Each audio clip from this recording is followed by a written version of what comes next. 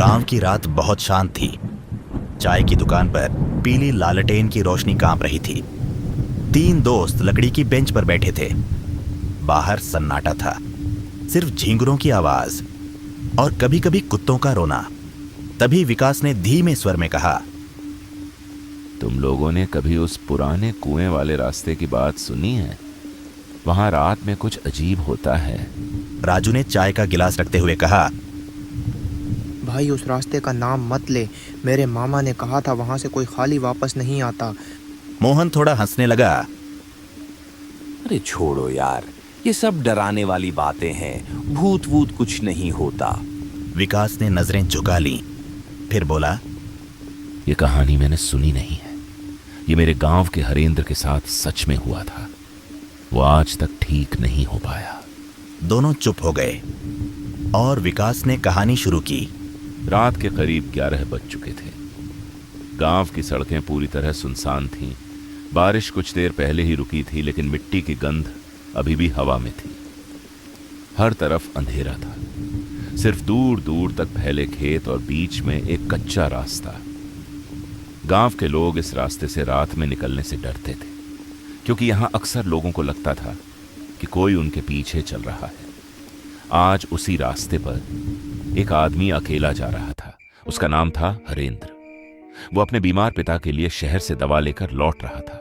उसके हाथ में एक छोटा बैग था और दिल में एक अजीब घबराहट।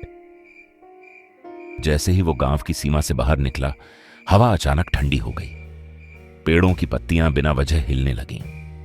हरेंद्र ने खुद से कहा, बस थोड़ा रास्ता और है, डरने की जरूरत नहीं, मैं जल्दी घर पहुंच जाऊंगा।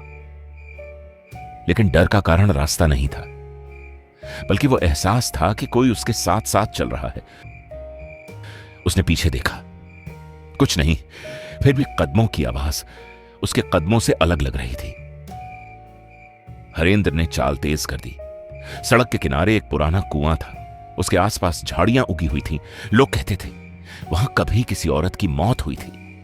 हरेंद्र ने उस तरफ देखने की कोशिश नहीं की, लेकिन तभी कुएं के पास से हल्की सी आवाज आई, जैसे कोई बहुत धीरे रो रहा हो। बारिश के बाद की नमी में वो आवाज और भारी लग रही थी। हरेंद्र के कदम रुक गए। उसका शरीर ठंडा पड़ गया। उसने सोचा शायद कोई इंसान होगा। फिर आवाज आई, इस बार साफ, रुक जाओ। उसकी सांसें तेज हो गईं। उसने पीछे मुड़कर देखा, सड़क खाली थी। फिर भी उसे लगा जैसे किसी ने उसके कान के पास फुसफुसाया हो। उसके हाथ कांपने लगे। वो आगे बढ़ा ही था कि अचानक उसके पैरों के पास मिट्टी पर गीले निशान बनने लगे। लेकिन वो निशान उसके नहीं थे, वो निशान उसके पीछे पीछे आ रहे थे। हरेंद्र की आंखें फैल गईं।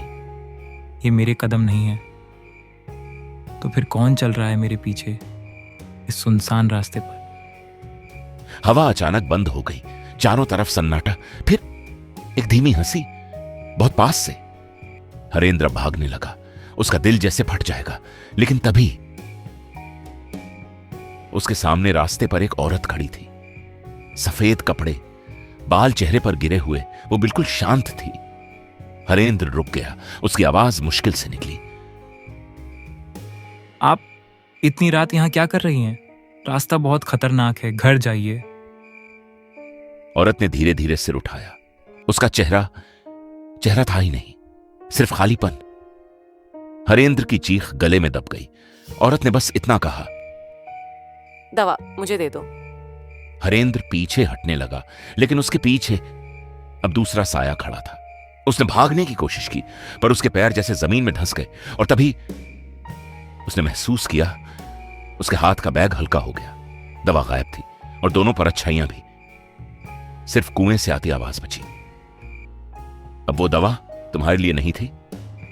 हरेंद्र उसी रात बेहोश मिला और अगली सुबह गांव में खबर फैल गई। उसके पिता की मौत नहीं हुई थी, लेकिन हरेंद्र अब कभी बोल नहीं पाया, क्योंकि उसने देख लिया था कि गांव की रातें सिर्फ अंधेरा नहीं, कुछ और भी छुपाए रहती हैं। और तब से गांव में कोई भी उस कुएं वाले रास्ते से रात में नहीं जाता, क्योंकि हरेंद्र आज भी सिर्फ एक बात बड़बड़ाता है। राजू ने कांपते हुए पूछा, क्या बात? विकास ने धीमे कहा, दवा मेरे लिए नहीं थी। लालटेन की लौ अचानक कांप गई और दुकान के बाहर कदमों की आवाज फिर सुनाई दी। मोहन ने धीरे से पूछा, विकास, तू मजाक तो नहीं कर रहा? हरेंद्र सच में उस रात कुएं के पास मिला था? विकास ने सिर हिलाया। मजाक होता तो गांव वाले डरते नहीं। उस रात के बाद कुएं के पास जाना बंद कर दिया गया। राजू ने घबराकर कहा, पर दवा गायब कैसे हुई और वो औरत, वो कौन थी? विकास ने चाय का गिलास धीरे रखा, फिर बोला, हरेंद्र 3 दिन बाद होश में आया। उसका शरीर बुखार से तप रहा था, पर सबसे अजीब बात, उसकी आंखें डर से खाली थीं, जैसे उसने कुछ ऐसा देख लिया हो जो इंसान नहीं देख सकता। उसकी मां ने कांपते हुए पूछा, बेटा, तू ठीक है ना? तू बोल क्यों नहीं रहा? उस रात हुआ क्या था? हरेंद्र के होंठ हिले, धीमी आवाज निकली, कुआं। बस इतना। फिर उसकी आंखों से आंसू बह निकले। गांव के सबसे बूढ़े आदमी ठाकुर दीनदयाल को बुलाया गया। उन्होंने हरेंद्र को देखा और गहरी सांस ली। सब चौंक गए। मैं जानता था ये दिन आएगा। ये कुआं सिर्फ पानी का नहीं है, ये भूखी आत्माओं का रास्ता है। हरेंद्र की मां रो पड़ी। ठाकुर साहब, मेरे बेटे को बचा लो, वो डर के मारे मर जाएगा। ठाकुर ने धीरे कहा, बचाना है तो उस कुएं के पास जाना पड़ेगा, क्योंकि जो चीज उसके पीछे लगी है वो अब वापस आएगी। उस रात गांव में अमावस थी। आसमान पूरा काला था। हरेंद्र के घर के बाहर हवा चलना बंद हो गई थी। फिर छत पर किसी के चलने की आवाज आई, ठक ठक ठक। हरेंद्र कांप गया।